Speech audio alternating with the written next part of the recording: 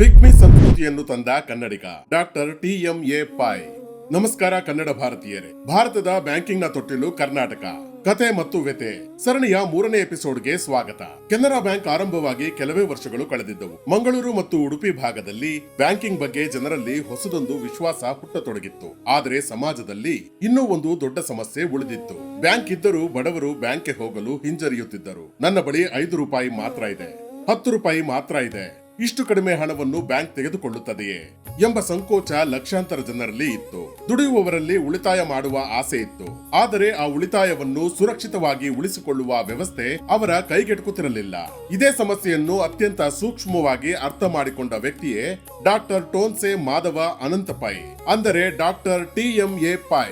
ಇಂದು ನಾವು ಅವರನ್ನು ಶಿಕ್ಷಣ ಕ್ಷೇತ್ರದ ದಿಗ್ಗಜ ಎಂದು ನೆನಪಿಸಿಕೊಳ್ಳುತ್ತೇವೆ, ಮಣಿಪಾಲದ ನಿರ್ಮಾತೃ ಎಂದು ಗೌರವಿಸುತ್ತೇವೆ.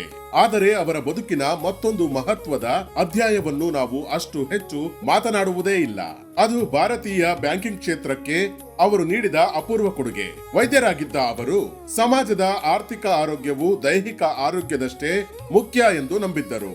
ಜನರ ಕೈಯಲ್ಲಿ ಹಣ ಉಳಿದರೆ ಮಾತ್ರ ಅವರ ಬದುಕು ಬದಲಾಗುತ್ತದೆ, ಉಳಿತಾಯದ ಅಭ್ಯಾಸ ಬೆಳೆದರೆ ಮಾತ್ರ ಕುಟುಂಬಗಳು ಆರ್ಥಿಕವಾಗಿ ಬಲವಾಗುತ್ತವೆ ಎಂದು ಅವರು ಸ್ಪಷ್ಟವಾಗಿ ಮನಗಂಡಿದ್ದರು.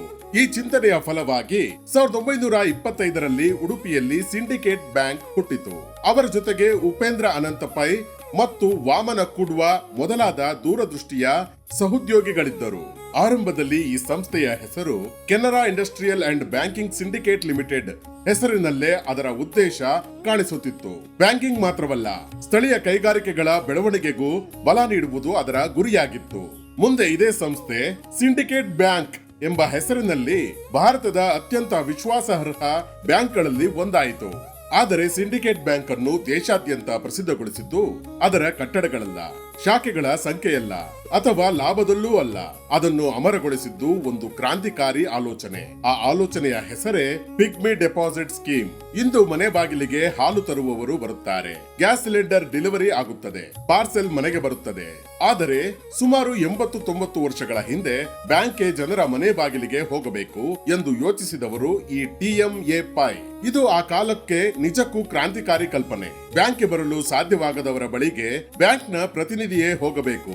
ಅವರು ಪ್ರತಿದಿನ 1 ರೂಪಾಯಿ ಆದರೂ, 2 ರೂಪಾಯಿ ಆದರೂ ಅಥವಾ 5 ರೂಪಾಯಿ ಆದರೂ ಉಳಿಸಿದರೆ ಅದನ್ನು ಬ್ಯಾಂಕ್ನಲ್ಲಿ ಠೇವಣಿ ಮಾಡಬೇಕು ಎಂಬ ಯೋಜನೆಯೇ ಈ ಪಿಗ್ಮಿ ಡೆಪಾಸಿಟ್ ಸ್ಕೀಮ್. ಇದು ಕೇಳಲು ತುಂಬಾ ಸರಳವಾಗಿ ಕಾಣಬಹುದು, ಆದರೆ ಇದರ ಪರಿಣಾಮ ಅಸಾಧಾರಣವಾಗಿತ್ತು. ದಿನಗೂಲಿ ಕಾರ್ಮಿಕರು, ತರಕಾರಿ ಮಾರುವ ಮಹಿಳೆಯರು, ಮೀನುಗಾರರು, ಸಣ್ಣ ಅಂಗಡಿಯವರು, ರಿಕ್ಷಾ ಚಾಲಕರು, ಕೂಲಿ ಕಾರ್ಮಿಕರು ಇವರೆಲ್ಲರೂ ಮೊದಲ ಬಾರಿಗೆ ಬ್ಯಾಂಕಿಂಗ್ ವ್ಯವಸ್ಥೆಯ ಭಾಗವಾಗತೊಡಗಿದರು. ಅವರು ಮೊದಲ ಬಾರಿಗೆ ನಾನು ಬ್ಯಾಂಕ್ನಲ್ಲಿ ಹಣ ಉಳಿಸುತ್ತಿದ್ದೇನೆ ಎಂದು ಹೆಮ್ಮೆಯಿಂದ ಹೇಳುವಂತಾಯಿತು. ಬ್ಯಾಂಕ್ ಶ್ರೀಮಂತರ ಸಂಸ್ಥೆ ಎಂಬ ಕಲ್ಪನೆ ಒಡೆದು ಹೋಯಿತು. ಉಳಿತಾಯವು ಶ್ರೀಮಂತರ ಹವ್ಯಾಸವಲ್ಲ, ಪ್ರತಿಯೊಬ್ಬ ದುಡಿಯುವ ಮನುಷ್ಯನ ಹಕ್ಕು ಎಂಬ ಸಂದೇಶ ದೇಶಾದ್ಯಂತ ಹರಡಿತು. ಪಿಗ್ಮಿ ಡೆಪಾಸಿಟ್ ಯೋಜನೆ ಯಶಸ್ವಿಯಾದದ್ದು ಕೇವಲ ಹಣ ಸಂಗ್ರಹಿಸಿದ್ದರಿಂದ ಅಲ್ಲ, ಅದು ಜನರಲ್ಲಿ ಒಂದು ಶಿಸ್ತನ್ನು ಬೆಳೆಸಿತು. ಪ್ರತಿದಿನ ಸ್ವಲ್ಪ ಹಣ ಉಳಿಸಿದರೂ ವರ್ಷಗಳ ನಂತರ ಅದು ದೊಡ್ಡ ಮೊತ್ತವಾಗುತ್ತದೆ ಎಂಬ ನಂಬಿಕೆಯನ್ನು ಮೂಡಿಸಿತು. ಆ ಕಾಲದಲ್ಲಿ ಅನೇಕ ಬಡ ಕುಟುಂಬಗಳ ಮಕ್ಕಳು ಇದೇ ಉಳಿತಾಯದಿಂದ ಶಾಲೆ ಕಾಲೇಜುಗಳಿಗೆ ಹೋಗುವಂತಾಯಿತು. ಅನೇಕ ವ್ಯಾಪಾರಿಗಳು ಇದೇ ಉಳಿತಾಯದ ಆಧಾರದ ಮೇಲೆ ತಮ್ಮ ಅಂಗಡಿಗಳನ್ನು ವಿಸ್ತರಿಸಿದರು. ಅನೇಕ ಕುಟುಂಬಗಳು ಸಾಲದ ಬಲೆಯಿಂದ ಹೊರಬಂದವು. ಬ್ಯಾಂಕಿಂಗ್ ಅಂದರೆ ಕೇವಲ ಲೆಕ್ಕಪತ್ರವಲ್ಲ, ಅದು ಸಾಮಾಜಿಕ ಪರಿವರ್ತನೆಯ ಸಾಧನ ಎಂಬುದನ್ನು ಸಿಂಡಿಕೇಟ್ ಬ್ಯಾಂಕ್ ಜಗತ್ತಿಗೆ ಸಾಬೀತುಪಡಿಸಿತು.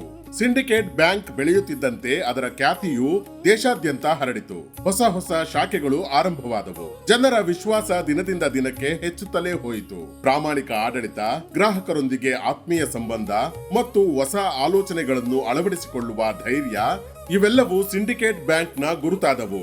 ನಂತರ ಸಾಕ್ಷಾತ್ ರಿಸರ್ವ್ ಬ್ಯಾಂಕ್ ಸೇರಿದಂತೆ ಅನೇಕ ಹಣಕಾಸು ತಜ್ಞರು ಪಿಗ್ಮಿ ಡೆಪಾಸಿಟ್ ಯೋಜನೆಯನ್ನು ಸಮಾಜಮುಖಿ ಬ್ಯಾಂಕಿಂಗ್ ನ ಯಶಸ್ವಿ ಮಾದರಿಗಳಲ್ಲಿ ಒಂದೆಂದು ಉಲ್ಲೇಖಿಸಿದರು. ಆದರೆ ಕರ್ನಾಟಕದ ಬ್ಯಾಂಕಿಂಗ್ ಕತೆ ಇಲ್ಲಿಗೆ ನಿಲ್ಲಲಿಲ್ಲ. ಒಂದರ ಹಿಂದೆ ಒಂದರಂತೆ ಇನ್ನಷ್ಟು ಬ್ಯಾಂಕ್ಗಳು ಹುಟ್ಟಿದವು. 1906ರಲ್ಲಿ ಕೆನರಾ ಬ್ಯಾಂಕ್, 1906ರಲ್ಲಿ ಕಾರ್ಪೊರೇಷನ್ ಬ್ಯಾಂಕ್ ನ ಮೂಲ ಸಂಸ್ಥೆ, 1924ರಲ್ಲಿ ಕರ್ನಾಟಕ ಬ್ಯಾಂಕ್, 1925ರಲ್ಲಿ ಸಿಂಡಿಕೇಟ್ ಬ್ಯಾಂಕ್, 1931ರಲ್ಲಿ ವಿಜಯ ಬ್ಯಾಂಕ್, 1930ರಲ್ಲಿ ವೈಶ್ಯ ಬ್ಯಾಂಕ್. ಗಮನಿಸಿ ಬಾಸ್, ಕೇವಲ 25 ವರ್ಷಗಳ ಅವಧಿಯಲ್ಲಿ ಕರ್ನಾಟಕವು ಭಾರತದ ಬ್ಯಾಂಕಿಂಗ್ ನಕ್ಷೆಯನ್ನೇ ಬದಲಿಸಿಬಿಡ್ತು. ಇಂತಹ ಸಾಧನೆ ದೇಶದ ಬೇರೆ ಯಾವ ರಾಜ್ಯದಲ್ಲೂ ಆಗಿಲ್ಲ. ಇದು ಅತ್ಯಂತ ಅಪರೂಪ. ನಕ್ಷೆಯನ್ನೇ ಬದಲಿಸಿಬಿಡ್ತು. If you want to understand Indian banking, you must first understand Mangaluru. ಅಂದರೆ ಭಾರತೀಯ ಬ್ಯಾಂಕಿಂಗ್ ನ ಬೆಳವಣಿಗೆಯನ್ನು ಅರ್ಥ ಮಾಡಿಕೊಳ್ಳಬೇಕಾದರೆ ಮೊದಲು ಮಂಗಳೂರಿನ ಇತಿಹಾಸವನ್ನು ಅರ್ಥ ಮಾಡಿಕೊಳ್ಳಬೇಕು. ಇದು ಯಾವುದೇ ಭಾವನಾತ್ಮಕ ಘೋಷಣೆ ಅಲ್ಲ. ಇಡೀ ದೇಶ ಕರ್ನಾಟಕದ ಕೊಡುಗೆಯನ್ನು ಒಪ್ಪಿಕೊಂಡ ಒಂದು ಐತಿಹಾಸಿಕ ಸತ್ಯ. ಆದರೆ ಬಾಸ್, ಒಂದು ಪ್ರಶ್ನೆ ಇನ್ನೂ ಹಾಗೆಯೇ ಉಳಿದಿದೆ. ಕರ್ನಾಟಕದಲ್ಲಿ ಯಾಕೆ ಇಷ್ಟು ಬ್ಯಾಂಕ್ಗಳು ಹುಟ್ಟಿದವು? ಯಾಕೆ ಮಂಗಳೂರು, ಉಡುಪಿ ಭಾಗವೇ ಭಾರತದ ಬ್ಯಾಂಕಿಂಗ್ಗೆ ಕೇಂದ್ರವಾಯಿತು? ಇದರ ಹಿಂದೆ ಕೇವಲ ಅದೃಷ್ಟ ಖಂಡಿತ ಇರಲಿಲ್ಲ. ಸಮಾಜದ ಮೌಲ್ಯಗಳು, ಶಿಕ್ಷಣ, ವ್ಯಾಪಾರ, ಪ್ರಾಮಾಣಿಕತೆ ಮತ್ತು ಉದ್ಯಮಶೀಲತೆ ಎಂಬ 5 ದೊಡ್ಡ ಶಕ್ತಿಗಳು ಅಲ್ಲಿ ಕೆಲಸ ಮಾಡುತ್ತಿದ್ದವು. ಮುಂದಿನ ಎಪಿಸೋಡ್ ನಲ್ಲಿ ಇದೇ ಪ್ರಶ್ನೆಗೆ ಉತ್ತರ ಹುಡುಕೋಣ.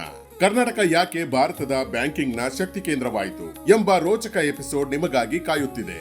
ಅಲ್ಲಿಯವರೆಗೂ ಈ ಸರಣಿಯ ಯಾವುದಾದರೂ ಹಿಂದಿನ ಎಪಿಸೋಡ್ ಮಿಸ್ ಆಗಿದ್ದರೆ ತಪ್ಪದೆ ಹುಡುಕಿ ನೋಡಿ. ಯಾಕೆಂದರೆ ಪ್ರತಿಯೊಂದು ಎಪಿಸೋಡ್ಗಳು ಒಂದಕ್ಕೊಂದು ಇಂಟರ್ ಕನೆಕ್ಟ್ ಆಗಿವೆ. ಹಾಗೆಯೇ ಕನ್ನಡ ಭಾರತೀಯರು ಚಾನೆಲ್ ನಲ್ಲಿರುವ ಕನ್ನಡ ನಾಡು ನುಡಿಯ ಹೆಮ್ಮೆಯ ವಿಡಿಯೋಗಳನ್ನು ನೋಡಿ ನಿಮ್ಮ ಸ್ನೇಹಿತರೊಂದಿಗೆ ಹಂಚಿಕೊಳ್ಳಿ. ಹಾಗೆಯೇ ಸಬ್ಸ್ಕ್ರೈಬ್ ಮಾಡೋದನ್ನು ಮಾತ್ರ ಮರೆಯಬೇಡಿ. ಜೈ ಕನ್ನಡ, ಜೈ ಕರ್ನಾಟಕ.